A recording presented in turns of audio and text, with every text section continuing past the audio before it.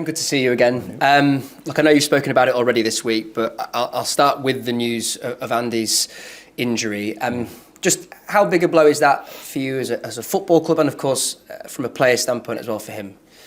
Yeah, from our perspective as a club, we're gutted about the news. Cookie for me is, he's been one of two real ever presents with nothing, and the skipper's the other one. And when he went down at the time, and he's banging the floor, that wasn't a good sign. But look, we're all gutted for him as well, because he was in brilliant form, he's a big part of what we've done so far, and we obviously wanted him to be a big part of what we're doing in the future. But injuries are part of professional sport. He's had a few days to sort of try and get his head around it. I've had a few conversations with him. His teammates have been around him as well, and Ryan and so forth. So he's got plenty of support here. And we just look forward to the day when he's pulling that number 9 shirt on again, which will definitely happen. Yeah, absolutely. Obviously, there's the physical element to this injury, but there's the psychological element as well. And it kind of feels at this moment in time that that's the priority, actually, just supporting him from a psychological standpoint and actually instilling that belief that he will be out on the Valley Parade turf again.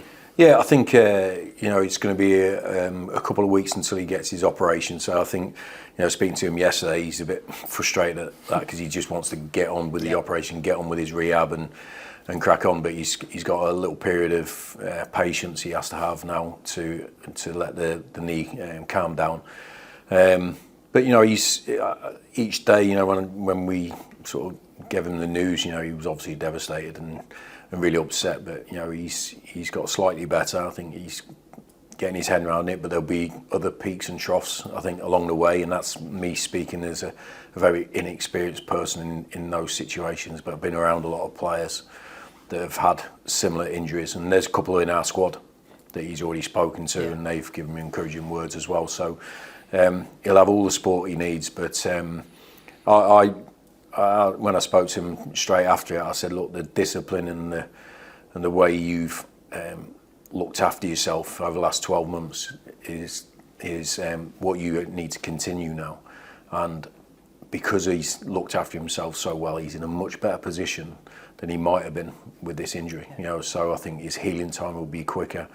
I think his getting back to fitness will be quicker when he gets out on that grass. So. But yeah, there's a bit of a road ahead for him. But the one thing I'd say about Cookie is he's always up for a challenge. And if people write him off, I think that's when you see the best of him. And that's my experience of Cookie over the last 12 months. So I'm sure he'll do that again. Yeah, and we wish him well with that recovery. Obviously, the story then moves on to how you replace the goal threat that Andy Cook is. And we've seen the arrival of Michael Mellon on loan for the rest of the season. Yeah. How big a part is his addition influenced by Andy's injury, or was he always on your radar anyway? He was on our radar, without a doubt, because he's a good footballer, a good goal scorer. But and I said this to Michael when I met him last week, that I wasn't going to move on it because I saw Cookie starting, and I didn't want to go out and sign a player to sit on the bench. Or be third in line or something like that. I don't want to do that to players if I can help it. But when Cookie got injured and we found out the news, then we already knew everything about Michael. We had already discussed him in our meetings, so it was the natural progression to sit down with him if we could and put our best case forward. And he was really excited and really up for the challenge. I told him he's not a direct replacement for Andy Cook, as in type of player and all that sort of thing. He's got to be true to himself, and we're just looking for the best Michael Mellon, not Andy Cook Mark II. That's really important. Everyone thinks like that. But yeah, we were really happy when he decided to come and join us. So as a striker, for those that may not know, what does he bring to that forward line? Well, he plays on the last line. He's a goal scorer. He's a brilliant finisher. strong boy, and he's already proven at this level that he can score goals at regular fashion. I think he's had a frustrating year since his time at Morecambe. He went up to Scotland, and then obviously at Stockport he picked up an injury just at the start of the season, so he didn't get the game time that he envisaged. So I think we've got a player that's got a proven track record, but with a point of proof, and I think that's not a bad little mix to have in a player. And trained with us for the first time this morning, and looked incredibly sharp in front of goal. In terms of further business, maybe this January window, do you still want to add more to your striking ranks this January? No, don't think so. No, I think there's one or two positions where we're sort of looking to strengthen now, but the striker option isn't one of those. I think we've looked at the squad, we've seen, we've changed the shape slightly to the 3-4-3 with a single striker with two attacking midfielders next to them, and we like the look of that so far. We've got players in the building that I think it suits. So, I don't, like I said with Michael, I didn't want to just collect players and not envisage them impacting on the team. So I think it's important we try to do that, also keeping in the back of our mind the scenario we were in when we had a lot of injuries. We've got to try and avoid that if possible, but that would be the same for every club. As you can imagine, the rumour mill has been rife over the last few days. Tommy Lee is a name that's been linked with Bradford City at the moment. Can you shed any light on that situation? Is there any truth in that potential move? I think it's important. I know I spoke about George Lapslie just before it was announced, but we did sign him. We had signed him, and it wasn't a surprise to the clubs but all the other players, every other player that isn't contracted with us now is contracted to somebody else, and I wouldn't want to talk about another club's player unless something was concrete and cemented. So I think it would be wrong for me to do that. I didn't like it last year when it happened to us. So I'm not going to be a hypocrite and then do the same thing. So I think it's important when we have somebody signed and delivered, the fans will be the first people to know. But that's not the case with anybody right at this minute. Understood. In terms of adding to your ranks still then this window, looking at the player profile wise, is that midfield region still an area that you can add to from your perspective? Is that something you'd like to add to? Yeah, potentially, but it's the thing is midfield is quite a broad stroke of there's different midfield players, so I think it's we've probably got I'm not sure off the top of my head, but maybe 4 or 5, maybe 6 midfielders, but completely different profiles of midfielders. So we are looking to make sure that we've got strong competition for every single player, and every different type of player we've got in the squad as well. So there is a couple of spaces we feel that we can improve on our team and our squad, and that's what we're trying to do right now. So let's see what happens in the next 2.5 weeks or so. Yeah, I appreciate there's a lot of January questions here, and it feels like there's a lot of moving parts at the moment. Obviously, there's a lot of discussion amongst the fan base now regarding the future of players that are currently at Bradford City that might be limited for game time. And I think the most obvious one of that is Jamie Walker, because of his absence from the squad recently. Have any conversations taken place with you and Jamie and any other players that are on the fringe, shall we say? No. I mean, Jamie's only missed one squad. He's been included in every single squad. He's been fit since I've been here. So he's only missed the one on Saturday. But I've not had a conversation with Jamie since then. I mean, we've only come in today. From that, we gave the squad a couple of days off with the exertions of the Christmas period. So if people want to talk to me and have a conversation, my door is always open, and I've never turned anyone away from my office for a chat. So it's there for people. If I feel that I have to speak to a player and sort of put him in the picture of a definitive sort of mindset from me, I will do. If it's quite open and it could go either way, then I don't see the point of having a conversation about nothing. It's just waffle then. So that's how I tend to behave. And but every player knows he can knock on my door and come in and have a chat with me anytime. Another one of those fringe players being Tyler Smith, who obviously has had limited game time this season.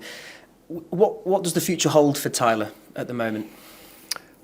I can't put my finger on that. I can't tell you. It's obviously he's a different case to Jamie, for instance, because Jamie's only missed one game, but Tyler's been out for quite a period. I think if you look at the competition we've had in those striking positions, it's been quite full. Unfortunately, we've had, until Cookie, we've had no injuries, so they've all been available, and I just have to make decisions on first the team, then the suspension and stuff like that, and so it's down to each individual. When players are contracted, we have to respect those contracts and everything. I've had maybe 3 or 4 conversations with Tyler since, in fact, pre-season actually. It was our first conversation on the future, and it was him coming towards me, to me to ask me questions, and we've maybe had 2 or 3 since then. That's where it is really. I can't tell you what his future looks like. If he's here, he's trains with us every single day. He competes to be in the squad every single day. Unless that changes from our perspective or his perspective, it will continue that way. And that's where it is really. It's when you've got it's why I don't like to carry too big a squad, because you don't want 5 or 6 players that are not in your match day squad every week if you can help it. It's not a healthy position for the player to be in, but it's a fact of life, and we'll deal with whatever comes in this month. But it's we'll just see what happens.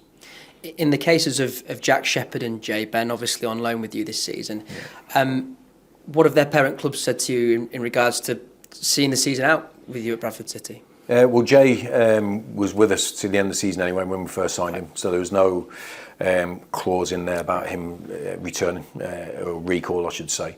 With Jack there was, and we spoke to Barnsley prior to the weekend actually, to extend it to the end of the season, because I've been delighted with how he's done. He's been really happy with his exposure to first team football. He's really enjoyed his time with the boys and with the team, and so we spoke to Barnsley and tried to clarify that he was going to be with us until the end of the season. So we were delighted to get that done, and he's played I think obviously he played on Saturday in the game before as well. So we're delighted to keep him.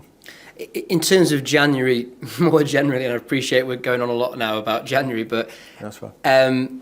How important is it to get that business done as early as you possibly can, and also trying to, whether protect's the right word, but be mindful of the harmony and the morale that you've been able to certainly build over this season and during your time at the club? Yeah, it's always a balancing act, that, and I think January is always a disruptive time for football clubs and teams and groups of players. It's hard to get beyond that, but we try to keep a steady ship here all the time, not just in transfer windows, but runs of form and everything. We always try to have a calm waters as much as you can in professional football. I think it's we're in a good vein of form. I think the players that return to the squad from injury have helped us do that, helped the other players really pick up the baton, and we've looked like the squad we tried to create in the summer and the team that we tried to create. And it's important when you bring in players in that you see a real place for them, and it doesn't have to be straight into your starting 11, but they have to have a realistic opportunity to play. But I never give any player a guarantee that he'll play every week, not one. And I make a point out when I sit down with them. So Michael, for instance, last week, I said, I'm not sitting here and guarantee you will play every game to the end of the season, because I'll be a liar. And it's always on performance. But we also value why we're bringing them here, so that'll be the same all times. And players need to understand that. And I think over time, because it's all right saying that when you first come into a squad or when you first say that to a player. They judge you ultimately on your actions, and I think the group that we've had since we've been here understand that I do stick to that, and it is about performance. And I think that's the best sort of ground a player can expect in a professional football club, that it's down to him and his performance to push his way into the team. So I think we look into the character of the player as much as we can, in a meeting or by speaking to people who've worked with them before, as much as you can to get the right sort of personality and character, because we want good people in our club, but I also think you have to have a bit of that to play for Bradford City in the first place. That's the thing. It's not just playing for Bradford City; it's winning for Bradford City. So I've spoke about it, character and personality, a lot. So it's something that we look for in each individual. But we understand we're not going to get everybody that way, but they need to be able to blend in with the squad. If we feel someone's just going to be out there on his own and not be with the team, then we'll try and avoid that signing. Yeah. In terms of how busy the festive period was, has this prolonged period of time been welcome, just to maybe regroup, take stock, or do you see it from a different perspective? We're in really good form at the moment, and playing every 3 days can be a benefit. Yeah, I get that, but I think it was a heavy period. Four games in 9 days, and with 4 or 5 players that have missed a 3-month chunk of the season. So I think the mini break has just come at a good time for us to sort of, especially in January, especially with the weather, because it had been incredibly tough to train for the last couple of days anywhere near Bradford, because of the weather.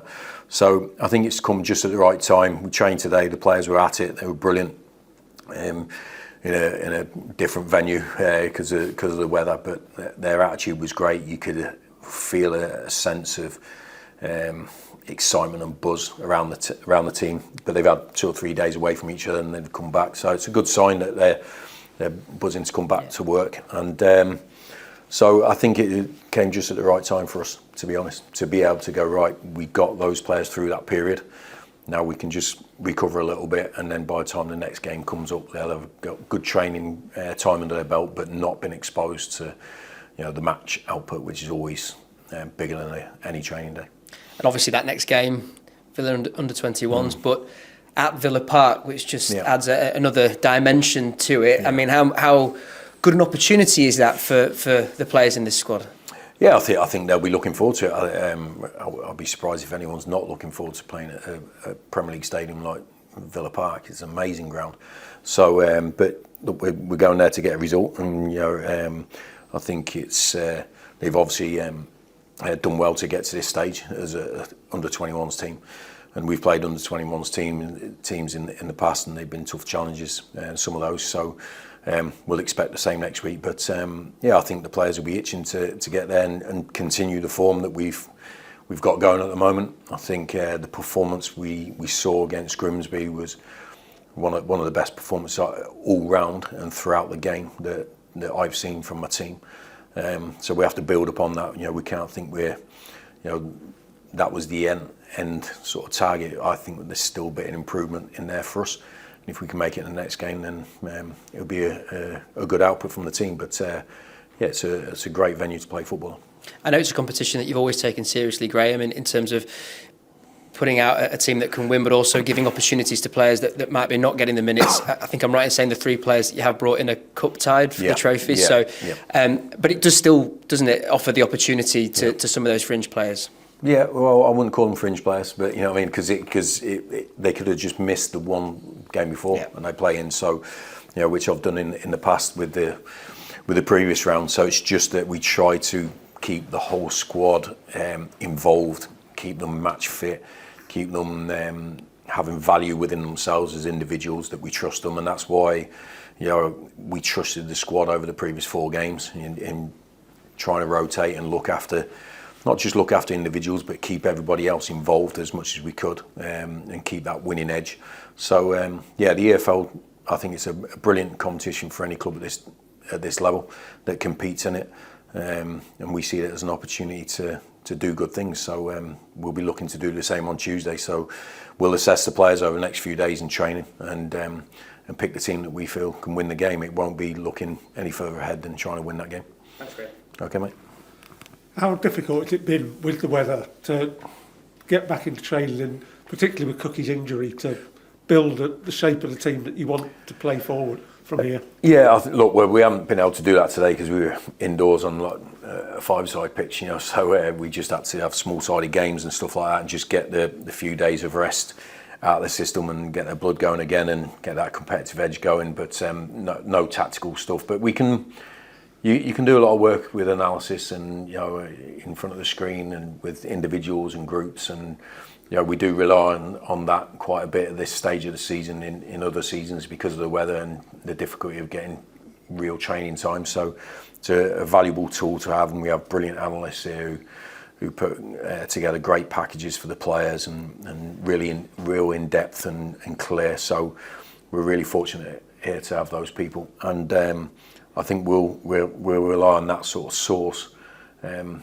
quite a bit more over the next few weeks, because it's always difficult this time of year for any League Two club without their own training ground to get out on the surfaces. So, but we've been doing this work week in, week out for maybe 9 months. On the team, it hasn't changed that much in the aspects we look to create, and it won't change in the next few weeks either. So we'll crack on. And of course, with the game against Villa under 21s being at Villa Park, a lot is said about that. As a footballer, is there a difference playing on a Premiership ground to playing on a League Two ground or at Valley Parade? But I think there'll be a slight uplift in the facilities and maybe the condition of the pitch because of the amount of money that it takes to look after any football pitch or stadium. So that's an obvious one to say. But for me, we always try to break down the differences in the surroundings of a game into the norm, that the pitches are like same dimensions. There's 2 goals, there's 1 ball, there's 22 players. We try to keep it as consistent as possible with how we talk about games. And so for me, our team, when we go there, we have to play exactly how we did against Grimsby. How we aspire to play week in, week out, whether it's at Valley Parade, whether it's at Barrow, whatever. We can't go there thinking we have to do something different because we're at a Premier League stadium. That'd be a big mistake. I think we'd be taking away what we're good at as a team. So, but I think I've been there as a player myself in my younger days when I played in the lower divisions. You don't get the opportunity to play at big famous stadiums like Villa Park very often. There will be players in our squad that have experienced something like that in the past, but not too often. So I think the players will be excited about playing there. But it's important once we get there that we play our game. And I suppose one of the strange things, because of the competition it is, because it's the under 21s, the percentage of Bradford fans there will be a lot higher than if you were, say, playing Villa's first team. Yeah, look, we're always flabbergasted with the amount of Bradford fans that follow us all over the place. The thousands, at times. So our support is fantastic at home and away, and we'll expect nothing different when we go down to Villa Park. And every time, whether it's 2 people or 2,000, we owe them something. We owe them for their loyalty, for coming down, and for that commitment. And we'll look to do the same. We want them leaving Villa Park with a smile on the face, and that only happens if you get good results. Cheers. Okay, mate. You were saying, Graham, when you talk to potential recruits, targets, about the character test, about being able to sort of handle the goldfish bowl of this club. I mean, do you think that's sort of an almost possibly a more important aspect at this club than some others because of the spotlight that's on from minute one?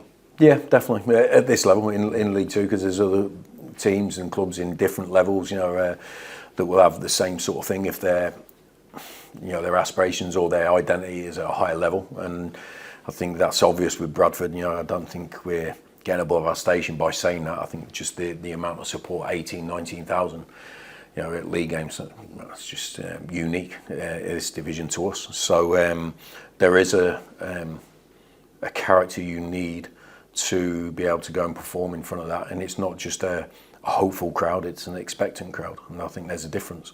So the players, and this is what I spoke about with Michael last week. When we speak to players and when they speak to us, and they quite fancy the challenge of Bradford City, they do talk about the support, the amount of support, the stadium, the 15, 16, 17,000 fans being there as a positive. So that when you sign and you come there, then you can't turn it into a negative. It's still got to be a positive for you. You still got to embrace that. So it's just about making sure the players keep to that mindset, and it's not always going to be smooth. You are going to get criticised sometimes, and that happens at every football club, but just the volume of it, Valley Parade can make numbers, it. isn't it? Yeah, it's numbers. So. But I think if you want to be a professional footballer and you want to be successful, then you're going to have to go through these periods wherever you go. You can't run around your career avoiding them. You know what I mean? Because you're going to hide away all your life and then regret it at the end of your career. So take it on, bring it on. If it goes negative, then prove that you can handle that and turn people the other way. And I think this group of players have done that in the last 8 or 9 months at Valley Parade. And we want more individuals to be able to do that going forward. And obviously Michael was at the Chesterfield game, so he experienced that crowd, and he can see what it's like when the team are playing well and performing, and how it becomes that added weapon, doesn't it? Yeah, he mentioned that last week, and that was prior to us speaking to him, so he wasn't there as an invitation of us. It was. So we found out maybe a few days later when we first started talking about him. Someone mentioned that he was at our game. So, and then when I sat down with him, he did talk about the atmosphere in the stadium that day and everything, and he wanted to be a part of it. It's a good sell, isn't it? Yeah. It is, because he's felt it. He's felt it from being up there. So, I think that's the positive side that Valley Parade can give to players. That if you're a neutral sort of thing, and you see it and you get excited by it, then you could be a part of it if you join us, So that's what Michael's done now. So, but now he's got to, walk the walk.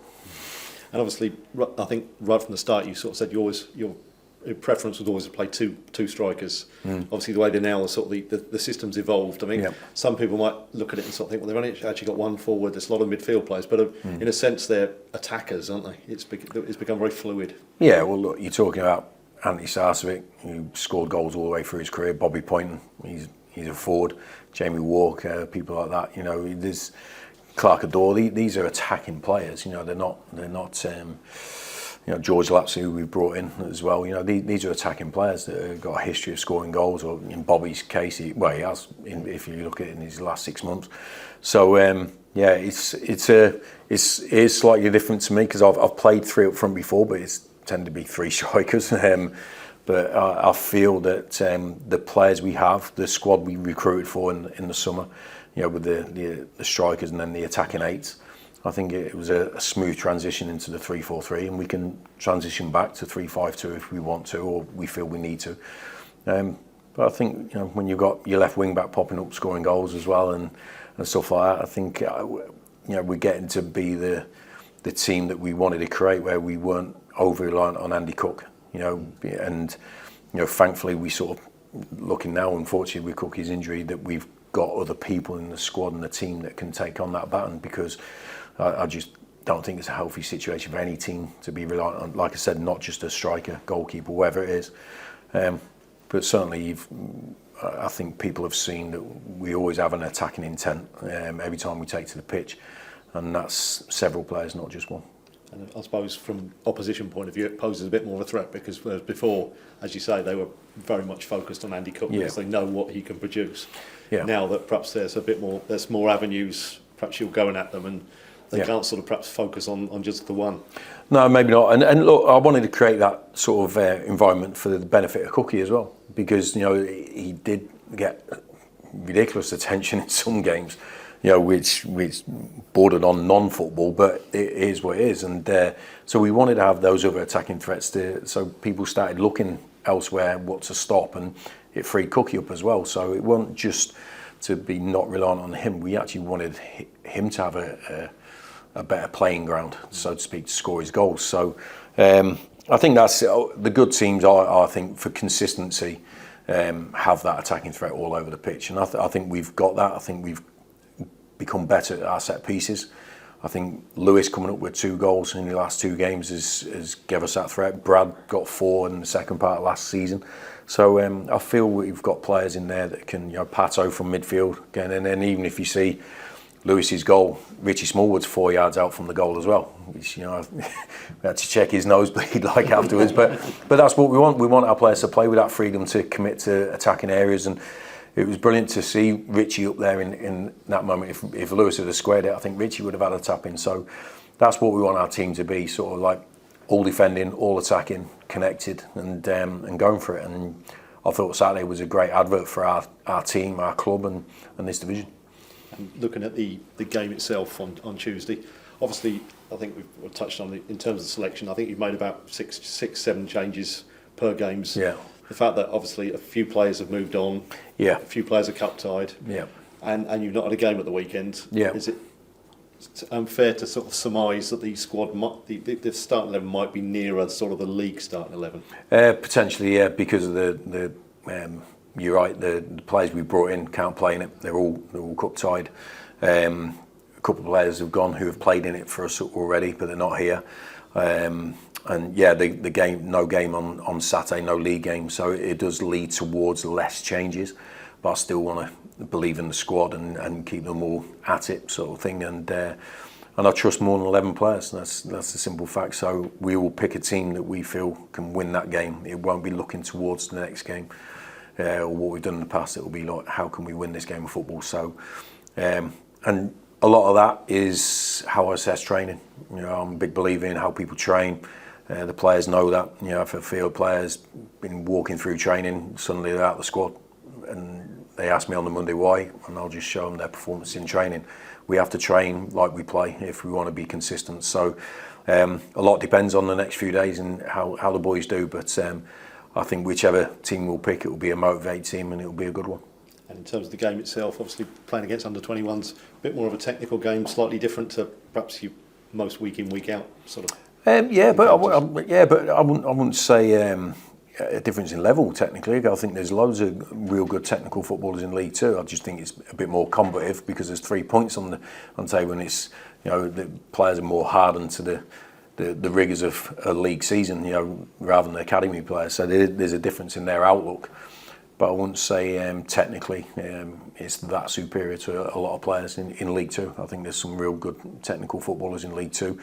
But you need to tick a lot of boxes to win games of football, but that's certainly one of them. And I think we can match anybody anyway on that score.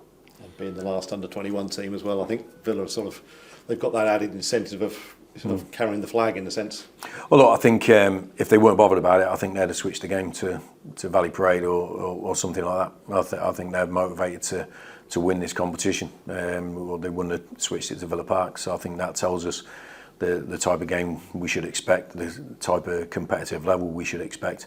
If we expect anything less, then we'll disappoint ourselves. So we have to be ready for that game. I've only got a few, Graham. I've spoken to one of your good mates, Michael Duff, and he was just sort of saying how much adversity that Huddersfield had gone through, and he never experienced anything like it. Now they've sort of come through the other side and really praising the group. I suppose you feel probably the same, really, don't you? Really? I mean, yeah, 100%, without a doubt. I think we knew of the challenges. The players themselves knew the challenges, and I didn't want to talk as if we still couldn't win games without those players. And I do think we should have picked up more points. So I'm not giving the group an out that we missed these 5-6 players. So of course we didn't win. I still expect us to win some games in that period. But what I liked about it is the spirit never dropped. They were always in games. Yeah. They never gave up in any game, not one game, not even for a 10-minute period. Yeah. I know we had the 5-minute spell against Notts County, but if you look at the body language and the way the players played after that, and before that, it was full on. So that, I believe, sort of bleeds into this run of form because you keep your belief, you keep your standards high. When you add a little bit more quality and a little bit more strength and depth, your spirit and your togetherness is still intact. And that's what I feel we found. And that work and from the players, not just the staff, but the players as well, instilling that in each other, goes back to pre-season when we're putting them through all these challenges, and it's really, really tough, especially in Austria. Yeah. And it's the players that are getting themselves through it, and their teammates are helping them through it and go, come on, get out of bed, we've got to go again, and all this sort of thing. You can do this fourth session, all that thing. These are the moments where it comes to the fore, when there's challenging times, or a month ago or so, challenging times, when players remind themselves, well, we've been through tough periods already this season, before there was points on the board. We got through it. This is what it's for. So if Davo said that about his group, I'm equally proud of my group as well. In your time, I suppose, playing at Burnley, had that culture ethos, was that a big sort of thing for you in your managerial career? That sort of from the Burnley time, it was why we got promoted. 100%. There was better squads in the Championship, and easily there was better. Obviously, when we went to the Premier League, but we beat Man United, we beat Everton, we beat all these clubs, and I'm telling you now, it was down to our spirit. And listen, we were good players, but at that level, there was a lot better players than us. But we still won games, and it was down to our togetherness, getting each other out the hole now and then, and sticking together without a shadow of a doubt. But I played in successful teams at Preston North End as well. It was down to that as well. You know what I mean? When I played in good teams for Scotland, beating France, it was down to that. You know what I mean? It was always down to that, or that underpinned everything. There was always a player that turned the game for you, and without that group being together, it doesn't exist. And if you're going to achieve your aims this year, I mean, it's been heightened with Andy being out. Everyone has got to contribute. There might be players who aren't at the minute who come in, and it's going to be a real team effort in every sense of the word, squad effort, isn't it? Yeah, but I believe it has been already. Listen, Cookie will get the headlines because he scores the goals. You know what I mean? But he doesn't score the goals on his own. You know what I mean? He doesn't get it from a goal kick and run all the way through and score. There's a lot of stuff that goes on in games. So, and Cookie's the first one to hold his hand up to that as well. How helpful and supportive his teammates are. So this is why we talk about the team all the time, because we understand every player can drop through suspension, injury, whatever. But if your group isn't strong, then you're not gonna be consistent over 10 months and get to where you want to be. So. I think this gives the opportunity, like I always say, suspensions or injuries, gives the opportunity for somebody else to step in and show their value to their club. Yeah, I was going to ask you finally, looking at the sort of league table, I mean, it's so condensed and close. Like every point could matter. It's not every win, isn't it? And it could be a case of the sides which handle adversity quickly, the best, are the ones that probably might be the ones, Every game has difficulties and challenges, and if you're going to fall over and die straight away, then you've got no chance. So we talk to our players before every game, but every duel on that pitch is important. Whether it's 80 yards from your goal or halfway line, they're all important because they all build up to the bigger picture. So every little action is important to us. You're not going to win them all, but it's important that you see the importance in all those things, and because they build up to good results. And so many games are on fine margins until you make it go your way, and then it might become easier towards the end. But they're all hard fought. They're all battles. They're all really competitive.